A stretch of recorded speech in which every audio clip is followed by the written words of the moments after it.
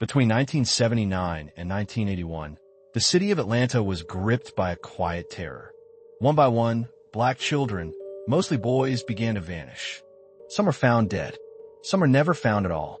The victims were young, often poor, and overlooked. The pattern seemed unmistakable. Yet for a long time, no one in authority acknowledged it. Atlanta was still recovering from the tremors of the civil rights movement. The city wore the label of being too busy to hate, but old wounds ran deep. Racism, classism, and systemic inequality still shaped daily life. In this climate, the disappearances did not immediately raise alarms. But as the number of cases grew, first a few, then dozens, the silence became harder to justify. Parents pleaded with police. Communities organized search parties. Public pressure mounted. And still, the bodies kept turning up. Rivers, forests, roadside ditches. Eventually, authorities identified a suspect, Wayne Williams. He was arrested in connection with 2 adult murders. Then, quietly, authorities attributed 22 of the child murders to him as well. Case closed. Or was it? For over 4 decades, the Atlanta child murders have remained a source of national controversy. Did Wayne Williams truly act alone? Was he responsible for all the murders? Were other leads, some implicating white supremacist groups, ignored or suppressed? This story isn't about conspiracy theories. It's about what we know, what was recorded, what was ignored, and what questions still linger after all these years. This is the story of the Atlanta child murders. And this is the question at its heart. Who was really responsible? In the late 1970s, Atlanta stood at a crossroads. On the surface, it was a city of progress, a symbol of the New South, home to a burgeoning black middle class, and a place that elected its first black mayor, Maynard Jackson, in 1973. But underneath the image of optimism was a city still deeply fractured. Many black residents lived in poverty, concentrated in public housing projects or underserved neighborhoods. Segregation may have been outlawed, but its legacy persisted in the city's geography, education system, and policing. Trust between the black community and law enforcement was strained, and for good reason. Crime was rising. The economic gap between Atlanta's rich and poor widened. Homicide rates spiked. In these marginalized communities, violence was not just a threat, it was a reality. But when the victims were poor and black, the response was often muted. That was the backdrop when the first children went missing. In the summer of 1979, 2 boys, Edward Hope Smith and Alfred Evans, vanished just days apart. Smith was last seen on July 20th. He was 14. Evans, just 13, disappeared 2 days later. Their bodies were found in a wooded area near Niskey Lake Road in southwest Atlanta. Both had been killed. Smith was shot. Evans appeared to have been asphyxiated. At first, authorities treated the cases as unrelated. Runaways, perhaps. Isolated tragedies. It didn't occur to many in power that something larger might be happening. But in the communities where these boys had lived, there was a growing sense of dread. Parents began watching their children more closely. Streets emptied earlier in the evenings. Rumors of a killer circulated, but officials resisted that narrative. There was no public warning. No coordinated manhunt. Just 2 grieving families and a community already used to being overlooked. In hindsight, these early days were critical. They were the window when a faster, more urgent response might have changed the course of events. But Atlanta, a city trying to hold on to its image of growth and order, wasn't ready to admit that something horrifying might be unfolding. The fear hadn't fully settled in yet, but it was coming. The summer of 1979 marked the beginning of a grim timeline. Edward Hope Smith and Alfred Evans were the first recognized victims in what would later be called the Atlanta child murders. At the time, there was no name for what was happening, just isolated cases that didn't yet form a pattern in the eyes of authorities. Smith, known to friends as Teddy, was a quiet, well-liked 14-year-old. He left his southwest Atlanta home on July 20th to go to a skating rink. He never returned. Alfred Evans, known to many as Q, vanished 2 days later. He was also 13, a talented athlete and popular among classmates. Both boys were missing for over a week before their bodies were discovered on July 28th, abandoned in a wooded area off Niski Lake Road. They were less than 100 feet apart. Edward Smith had been shot in the upper back with a .22 caliber weapon. Alfred Evans' cause of death was determined to be asphyxiation. There were no witnesses, no clear suspects, and critically, no strong leads. Atlanta police didn't initially link the murders. The boys were categorized differently. Smith's death as a shooting, Evans as a possible strangulation. There was no public call for vigilance, no press conference, no warning to the community. That absence of urgency would become a recurring theme. In the days following the discovery, both families tried to navigate their grief. Funerals were held. Investigators conducted door-to-door interviews. But behind the scenes, there was uncertainty. Some detectives wondered privately if the two deaths were more than coincidence. But without hard evidence, speculation stayed quiet. For the families, the pain was immediate and raw. For the city, the realization of a pattern was still far off. It would take more deaths, more children disappearing, for the authorities to acknowledge that something bigger might be unfolding. Smith and Evans were the beginning, though no one knew it at the time. Their cases set the tone. Vague answers, limited media attention, and a law enforcement response that many would later describe as indifferent. By the time connections were made, the list of names had grown longer. But by then, the opportunity to stop the pattern early may already have been lost. As the months passed, more children went missing. And each time, the official explanation sounded familiar. Runaway, domestic dispute, troubled home life. These were the labels often attached to missing black children in poor neighborhoods. And so, their disappearances rarely triggered a sense of crisis from authorities. By early 1980, the list of names began to grow. Milton Harvey, age 14, disappeared in September 1979 while running an errand. His body wasn't found until months later. Yusef Bell, age 9, went to the store to buy snuff for a neighbor in October 1979 and never returned. His body was discovered in an abandoned elementary school, nude and asphyxiated. By the spring of 1980, at least 7 black children had been killed in Atlanta. Still, there was no official acknowledgement of a serial pattern. Police remained reluctant to publicly link the cases, and the media provided minimal coverage. The fact that all the victims were young, black, and from lower-income areas was largely treated as incidental, not central. Families organized vigils. Churches held community meetings. Neighborhoods distributed flyers. But the official silence persisted. No composite sketches. No public alerts. No increase in patrols. Behind closed doors, some investigators began to suspect a connection. But the lack of forensic evidence, inconsistent murder methods, and jurisdictional issues across city and county lines made the cases difficult to tie together. In several cases, the cause of death could not even be conclusively determined. The black press in Atlanta began raising alarms, calling out the lack of attention and urgency. National coverage, however, remained limited.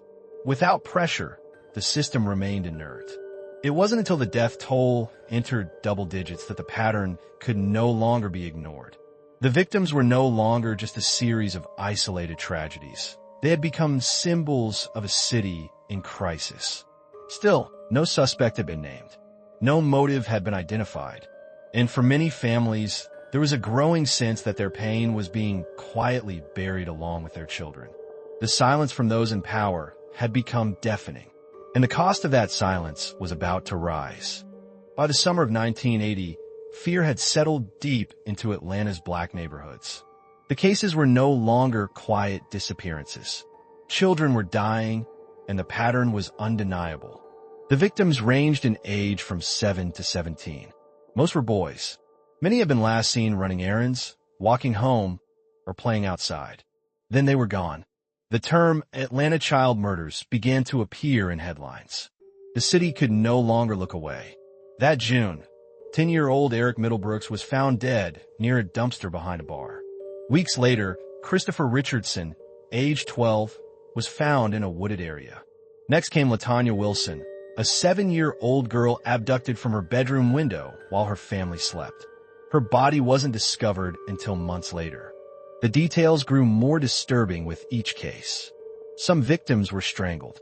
Others showed signs of blunt force trauma. Some were found nude, others fully clothed. Several had traces of carpet fibers or animal hairs on their clothing, but few clues pointed to a clear suspect. A signature pattern never fully emerged, only the consistency of age, race, and geography. Parents began escorting their children everywhere. Schools held emergency meetings.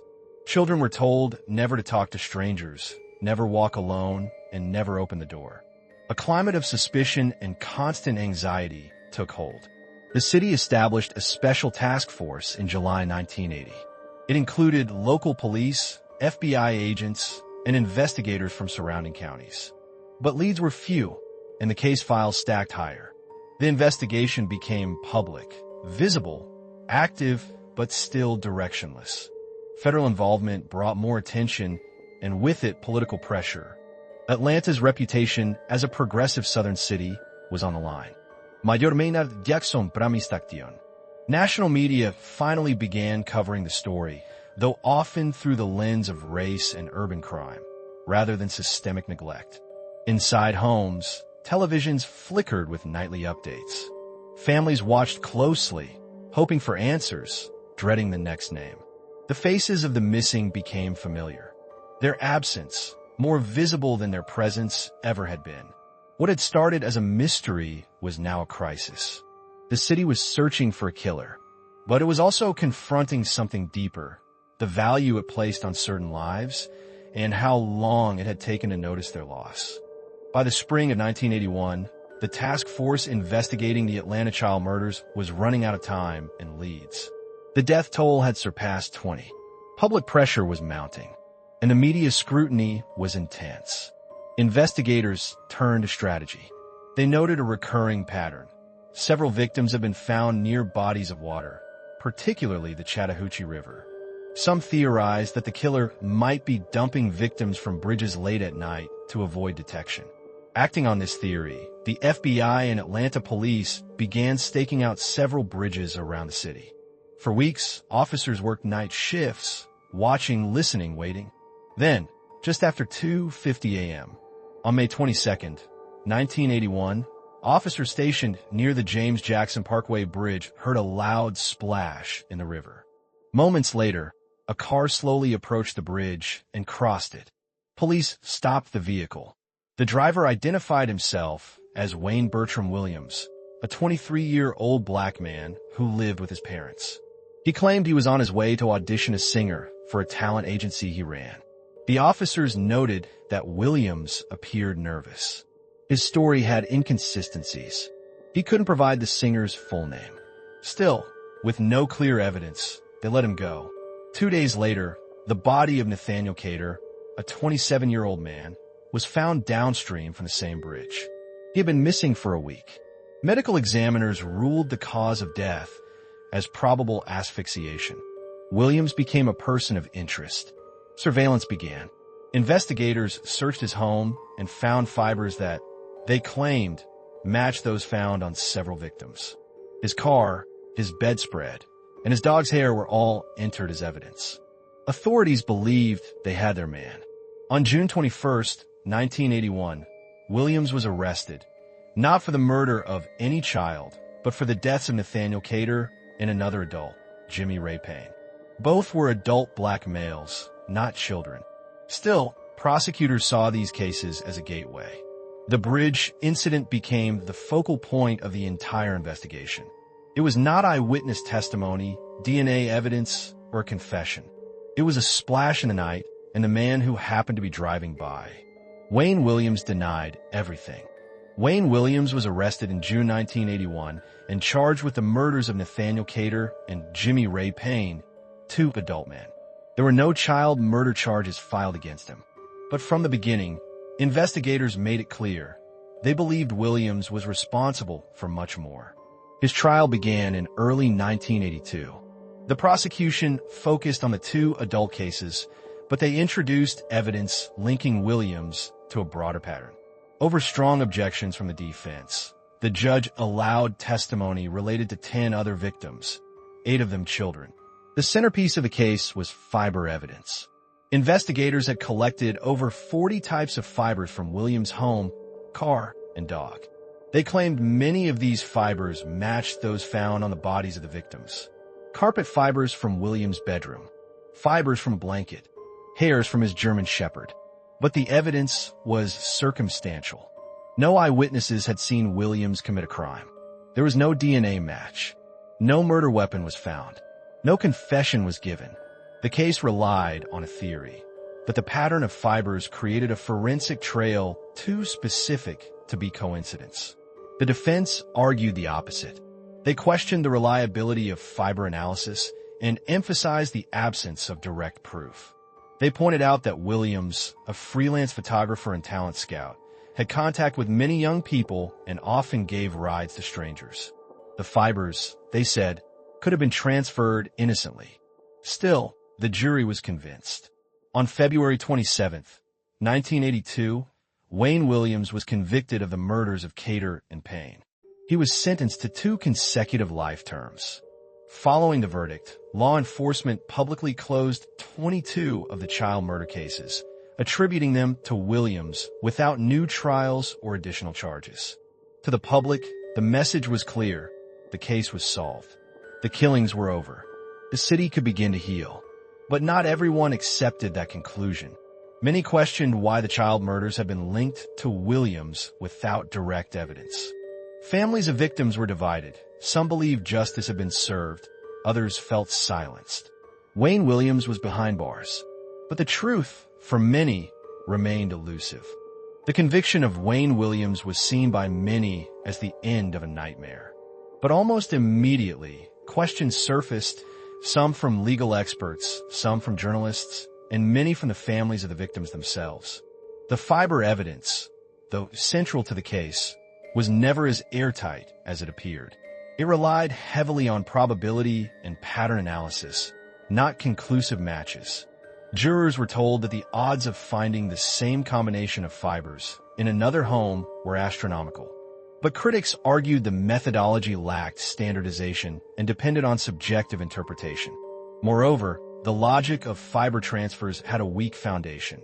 Williams lived in a densely populated area and frequently interacted with young people. Some questioned whether fibers from his home might have spread through normal contact, especially if, as he claimed, he gave rides to people. Cross-contamination was a possibility that couldn't be entirely ruled out. There were also inconsistencies in the timeline. Several of the victims linked to Williams disappeared or were killed at times when his location couldn't be verified. Others were found in conditions that didn't match the known circumstances of Cater or Payne. Not all of the victims had fibers linking back to Williams. Some had no forensic evidence connecting them to him at all. The prosecution emphasized behavioral patterns, a psychological profile. They said Williams fit the mold. But profiling is theory, not proof. Perhaps most troubling, police and FBI files later revealed alternative leads that were dropped after Williams' arrest. Investigators had looked into reports of suspicious individuals, including members of known white supremacist groups. Some of those leads included confessions, polygraph tests, and surveillance, then quietly faded from the record. The case against Wayne Williams had achieved closure.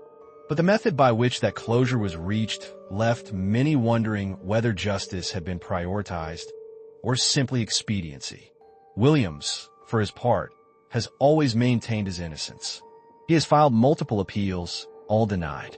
He remains incarcerated to this day. But if he was not responsible for all the child murders, the implication is chilling. Someone else, perhaps more than one person, got away. And the system stopped looking. Years after the Atlanta child murders were declared solved, a different narrative began to surface. One found buried in sealed documents, overlooked leads, and unofficial whispers. In the early 2000s, investigative journalists and researchers obtained declassified FBI files under the Freedom of Information Act. What they revealed was both disturbing and incomplete. For a time during the investigation, the FBI had been closely monitoring members of the Ku Klux Klan in Georgia, specifically a group based in nearby Clayton County. Agents had documented threats made by Klan members against black children. One wiretap captured a Klan member boasting that he would take out a child to incite a race war. There were suspects, names, surveillance logs, but none of that information was ever brought up in court during Wayne Williams' trial. None of the individuals named were charged in relation to the murders. Why? According to internal memos, investigators feared that if the public learned white supremacists were being investigated for killing black children, it could lead to riots or widespread unrest. Some suggest that political interests, particularly Atlanta's image during a time of economic development and national scrutiny, may have played a role in directing the investigation away from certain avenues. Even within the FBI, the idea of multiple offenders was entertained. A 1981 memo stated that some of the murders, particularly those without fiber evidence, could have been committed by copycats or individuals with entirely different motives. Still, once Wayne Williams was arrested, the Klan angle disappeared from public discourse. Prosecutors had their suspect. Trials were expensive. Community pressure demanded closure. And so, the other leads faded into the background.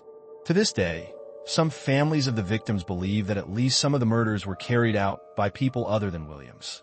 The lack of transparency has fueled these doubts, as has the FBI's reluctance to fully unseal all related documents.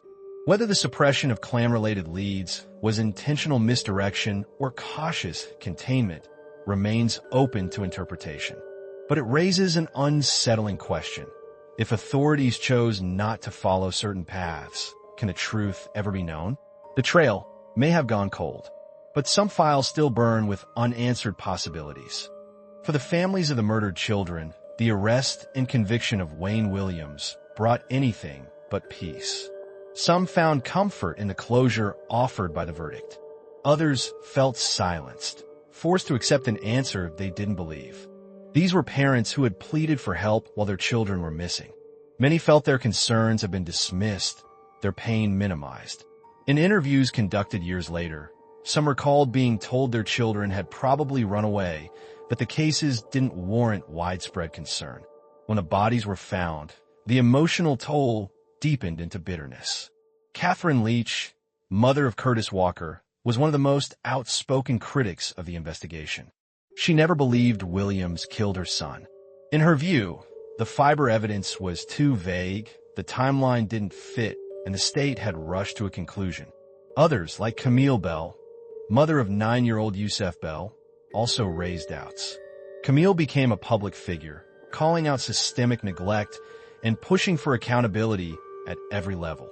Yet not all families shared this skepticism. Some accepted the state's case. They saw Williams as a disturbed individual capable of horrific violence. For them, the conviction brought a painful but necessary resolution. Still, even those who accepted the verdict were left without full explanations. Why had it taken so long? Why weren't charges filed in every case? Why was the public never told more? Grief turned into advocacy for some. Organizations were formed to support missing and exploited children, often led by families touched by the Atlanta killings. They pushed for policy changes, faster responses, and better coordination across agencies. But beneath the activism was trauma. Entire communities bore the psychological weight of those 2 years. Children grew up afraid. Parents taught lessons rooted in fear. Don't go out after dark. Don't trust anyone. Stay close to home. The Atlanta child murders fractured more than lives. They fractured trust in institutions, in justice, and in the stories told afterward. For those left behind, the loss was not just personal. It was collective, generational, and unresolved. The families carry the truth of what was taken and the burden of what was never fully answered. Decades have passed since the last body was found. The children are gone, but their names remain etched into Atlanta's memory. And still, the question lingers. Who was really responsible? Wayne Williams remains in prison, serving 2 life sentences. He has never confessed. He has consistently maintained his innocence. Over the years, several attempts to appeal his conviction have failed. Yet public interest in the case has never completely faded. In 2019, the city of Atlanta reopened the investigation into the child murders. Modern DNA testing, unavailable in the early 1980s, is being applied to preserved evidence. The hope is simple: clarity. But results have been limited. Some samples have degraded. Others were never collected. The technology is powerful, but time has its limits. Despite the official position that Williams is responsible for at least 22 of the murders, no court has ever examined those cases in detail. No trial, no cross-examination, no jury deliberation. Just closed files in a city that moved on. Maybe he did it. Maybe he didn't. Maybe he wasn't alone. What remains clear is this: Atlanta's children were failed. They were failed when their disappearances were dismissed, failed when their cases were handled inconsistently, and failed when political pressure demanded resolution more than truth. The Atlanta child murders are more than a criminal case. They are a mirror, one that reflects how society values lives differently depending on race, class, and circumstance. Today, the families still wait. The city still remembers. And the answers still elude us. So what do you think of today's video? Do you have something you want us to feature next? Tell us in the comments. It will also mean a lot to us if you like and subscribe. Close the book if you can. This is Black Chapter.